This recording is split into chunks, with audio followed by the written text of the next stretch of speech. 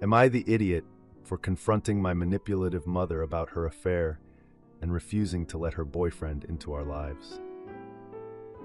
Parents have been married for 34 years. My mom left in the middle of the night this week to go be with her ex-college boyfriend. She has been having an affair with him for the last 3 years. She had an affair with this man 20 years ago as well, and my parents got through it after therapy. I never knew about the prior incident 20 years ago until this week. She left my father, who is 61 years old, to tell us 3 children. We are all in our 20s to early 30s. I am really struggling right now, as the day before she left, we had a big extended family wedding on her side, and everything seemed normal. The last text I got in our family group message before she fled was that she loved us and was happy everyone made it home safe from the wedding. My dad has known for 2 years, but due to life events, my siblings' wedding, a grandparent's death, and so on, there hasn't been a good time to tell us all together. They have been separated for 2 years, but living in the same home, except when she goes to our family's beach house. My dad could never quite get my mother to grip reality and decide what she wanted in her perfect world. It seems she wanted a 3-person marriage and a relationship with her children. He wanted to tell us about the affair, so we didn't hear it from someone else. I think in a perfect world, my mom would have liked us to not have known about the affair. She chose to be with him and has blocked and unblocked myself and my siblings on and off. I told her I will have no relationship with her if he is in her life. She has lied about so many things over the years, spent holidays with him, told us she was seeing our grandma when she was seeing him, and even had my brother unknowingly drop her off at the airport so she could see this man. My parents have a retirement beach home in another state where we spent all our family holidays. My best memories as a child are there, and for the last 3 years, she has been going there in the wintertime and using our family home to have this affair. This man was married for over 20 years and has 2 grown children. This broke up his marriage 2 years ago when his ex-wife found out, and his children have no contact with him. My mom will text me on and off, but there is no ownership of a mistake, just that she struggles with her own inner turmoil and is sorry for being a failure as a mother. If I text her that she needs to choose between us children and him or get some psychological help, she tells me I'm aggressive. I woke up to a text this morning that I'm being mean, and she has thought about harming herself. She tells me she loves me, but her actions speak otherwise. She told my sister she doesn't know if she wants to be with him. It seems a lot to blow up your entire world for an I don't know. She has no friends or family to confide in and told my sister she's sad she lost her as a friend because she needs someone to talk to. I am really struggling to picture a future without my mom and all the things she won't get to see in my life. Until last Tuesday, I had a very normal family, and there are no divorces in the extended family on either side, aunts, uncles, grandparents. I am in therapy, but would appreciate any guidance from people who have gone through this. Does anyone have a similar situation and guidance on how to move forward? Now for a few comments before the update. Comment 1. Seems like she struggles to make decisions, and the rest of you struggle to hold her accountable to them.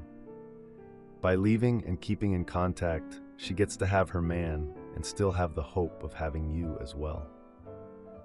I know it's probably not what you want, but you've kind of got to just let her feel the weight of her decision and hope she sorts it out herself. In case it wasn't clear, by that I mean tell her you love her, say your goodbyes, and block her. She chose this path. Let her be an adult and walk it. Comment 2. She knew what she was doing when she ran off to be with that man. She knew her children wouldn't accept her. She raised you. She knows how you think. Be there for your father. She destroyed 2 families with this affair. She is 60 years old, for God's sake. She behaves like a 20-year-old with a forbidden love. She got to the point of being reunited. She has to run away because the parents don't accept the guy. Now, for the update. My mom left my dad for another man, and now she wants to introduce him to the family. Part 2. A few days after the chaos, I got a text from my mom asking to meet up for coffee at this local cafe. I didn't want to, but she kept pushing, so I gave in. When I got there, she looked flustered and nervous, which honestly was not the vibe I was hoping for. She kept talking about how she wanted to fix things with the family, but she didn't know where to start. The first thing she brought up was her new boyfriend. She was all over the place, expressing confusion about her feelings and their relationship. She didn't know if she was in love with him or just infatuated because it was something new. Then she dropped the news. She said she was planning to introduce her boyfriend to the family at some upcoming event. I just couldn't believe it. I got up to leave, and when I did, she tried to grab my arm. It caused a scene in the cafe, and I just wanted to get out of there. A week later, I went to my brother Jake's baby shower. The atmosphere was so awkward. Everyone knew about my mom's situation, but nobody was talking about it. During the cake cutting, I overheard my mom laughing with her boyfriend on a video call. I don't know what got into me, but I just felt this surge of anger. I walked over to the group and confronted my mom about the call. Like, how the heck could she act like everything was normal and happy when she just messed up our entire family? She tried to downplay it, saying it was just a casual chat. I was furious. The next day, I got a call from my sister Kate. She said she couldn't handle our mom's behavior either. We agreed to meet up and talk about our concerns at a diner nearby. At the diner, Kate told me she's been avoiding our mom because things were just too awkward. We both agreed that we needed to confront her together. We decided to plan a family dinner for the next weekend, inviting our mom, but not her boyfriend. When the day came, the tension was unreal. It was so hard to make small talk. I could feel everyone else was just waiting for me to say something. So I finally did. I addressed the obvious issue, and my mom got defensive. She claimed she needed support during this time. This is when the family dinner just fell apart. Everyone started shouting, and emotions were spilling over. I couldn't take it anymore, so I stormed out of the house, needing air and space. Later that night, I got a text from my mom saying she wanted to talk and that she'd come over the next day. When she arrived, she seemed more composed and ready to tackle the issues. We sat down, and she admitted that she's been selfish and hasn't thought about how her actions affect everyone, which is a step up from her usual denial. She left looking defeated, but with an understanding of the boundaries we set. Later that evening, Kate and I spent time together, discussing future family plans without our mom. To answer a few questions, my dad was aware of the situation, but chose not to attend the family dinner to avoid further tension. The upcoming event my mom wants to bring her boyfriend to is a family reunion planned months in advance. My mom has been slightly more understanding since our talk. Now for the next story. Am I the idiot for cutting off my boyfriend after he blocked me from my dead brother's Instagram account? 6 years ago, my twin brother Sam died in a horrible accident on the freeway. It was one of the biggest accidents in our state. My only comfort is that he died immediately. The police said he most likely had no idea anything was happening around him. Before he died, Sam was a huge social media user, mostly on Instagram and Snapchat. I never followed him on Snapchat, but I followed him on Instagram. He made thousands of posts about his life, friends, family, music. He was an amazing singer. After he died, I would go to his account and just scan through it. I mostly watched a few videos he made where he did a dialogue for English as a second language speakers. He taught English to English as a second language students for extra money. I'd often pretend that he was speaking to me. I know it's not healthy to listen to my dead brother's voice every day, but it just became a habit. A few weeks ago, my boyfriend had been urging me to break free from this. He told me that I needed to move on. I did start.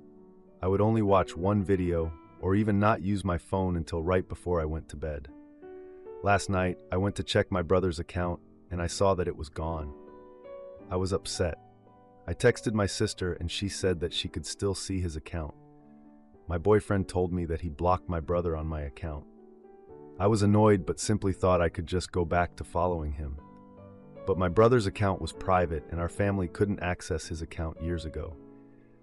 The reason why he blocked him is because he thought I was in love with my brother and even accused me of being once intimate with him, my brother. I wanted to vomit. He's my twin. We spent every single day together. Even when we grew up, we went to the same university. At the time of my brother's accident, we were roommates. I loved my brother, but not in a sick way. My boyfriend never met my brother. He and I only started dating 2 years ago. But after this, I don't know if I can or should continue this relationship. My boyfriend keeps saying that I should move on, that what he did wasn't a big deal. But it was to me. Our mutual friends agree that I should just forgive and forget, but I feel like I'm grieving again. Now for an update, I kicked him out. I gave it a few days for me to calm down, but this was just a breach of trust. He still thinks I'm overreacting, and I've also cut ties with our mutual friends. They were mostly his friends. This incident made me realize I need to spend more time with my family. I've been chatting more with my sister. After Sam's death, I was a bit cold toward her, but she has helped me a lot these past couple of days. Also, thanks to some amazing people on here, we were able to get into Sam's account. I'm now the owner of it. Thank you all. And lastly, Sam, I miss you every single day. Now for a few comments before the update. Comment 1. What in the actual hell? That was not your boyfriend's call to make. These were memories, videos, etc. that held a lot of significant meaning to you. A major piece of who he was as a person that made you feel a level of connection to him still. You're allowed to remember your past brother in any way you wish. What's he going to do next? Go through the photos you have of your brother and toss them all into the garbage saying to get over it. Telling you that you cannot visit his grave because you have to let go? Forget that. Don't let go. Cherish your past brother. Your boyfriend even accused you of being intimate with your brother. What is actually wrong with your boyfriend? Please dump this unempathetic boyfriend. This is monstrous behavior. Get rid of this piece of garbage human. Sit down with your sister. Go through her account since she still has access to his account and retrieve all the photos and videos you would like to keep of your brother. Your phone will have a screen recording option. And if you're tech-savvy on a PC, you can even record the videos on desktop. This was wrong on so many levels. Comment 2. Absolutely heartbreaking to read. Is there a way for you to get access back to the account? You can grieve and remember and cherish your brother at your own rate. You do not need his permission or help. Thank you very much. Please dump this awful person. I'm not a fan of Redditors always going to this conclusion, but this is outrageous and your friends are losers.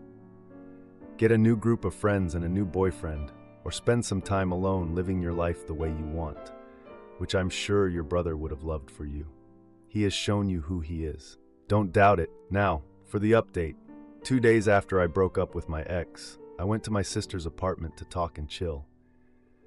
After the drama with the breakup, I really needed some time to relax. My sister was super understanding and welcomed me warmly. We spent the evening talking about my twin brother Sam, who had passed away 6 years ago. We shared stories, laughed at his antics, and just enjoyed each other's company. It felt good to be around family and not have to worry about how they felt about my relationship with Sam. My sister suggested we plan a small family dinner to celebrate Sam's birthday, which was coming up soon. I thought it was a great idea, so we got started right away. We posted on Sam's Instagram account, inviting family and friends to the dinner. We wanted it to be a tribute to him and a chance for everyone to get together and share some memories. It felt good to be able to use his account again after I got it back. I had been so worried that I would never be able to access it again. I just wanted to keep his memory alive and make sure his spirit was always with us. So, after we made the post inviting everyone for dinner, my ex's friends started commenting on it, showing their support. I felt a bit conflicted about it, honestly. I mean, on one hand, it was nice that they wanted to be there for Sam, but on the other hand, I didn't really want them around. I just wanted this to be a family thing. While we were planning the dinner, I found out that my ex was still in touch with my sister, which surprised me a lot. I had no idea they were still talking. My sister mentioned that my ex had been asking about the dinner and wanted to know if he was invited. I thought about it for a second, but I decided to keep him out of it. I just wanted this to be a family thing, focusing on people who really cared about Sam. A few days later, my ex sent me a message asking if we could meet for coffee. I thought it would be good to get some closure before the dinner, so I reluctantly agreed to meet him. We decided to meet at a coffee shop, which was a public place, so I wouldn't have to deal with any drama. When I got there, my ex was already waiting for me. He looked a bit nervous, but I guess I didn't blame him. I was pretty much done with this whole thing. He started off by apologizing for blocking my access to Sam's account and explained that he thought it would be a good idea at the time. He said he just wanted me to move on and not be so attached to Sam's memory. I was really upset when he said that.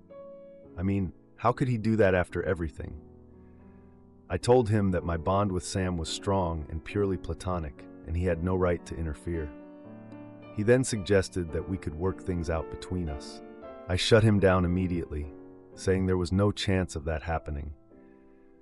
I didn't want to be with someone who didn't understand me or care about my feelings. The day of the dinner arrived, and I had prepared a special toast in Sam's memory.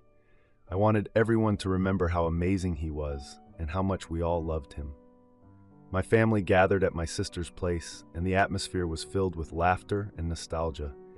Everyone was sharing their favorite stories about Sam, and it felt good to know that we were all in this together. Just as we were about to start the dinner, my ex showed up uninvited. I was so annoyed.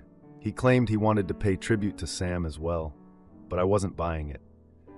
My sister was caught off guard but allowed him to stay, not wanting to create any drama. I appreciated her not wanting to create a scene, but I was really upset. My ex made a heartfelt speech, but I found it so fake. I could see right through him. Tension started to build during the dinner as my ex tried to engage with me, but I stayed distant. I wasn't going to let him ruin this special occasion for me. My brother made a joke about how my ex wasn't family anymore, drawing laughter from everyone. My ex clearly got upset, but I just stayed calm. I wasn't going to let him get to me. As the night went on, I decided to reveal a secret about my ex. I pulled out my phone and showed everyone an old text conversation between my ex and one of his friends.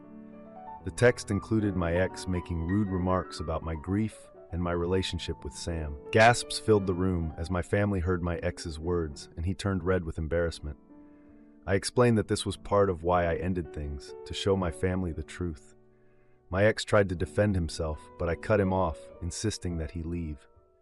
My family rallied behind me, making it clear that they supported my decision. My ex stormed out, feeling humiliated and betrayed. I didn't care though. I was just grateful that my family had my back.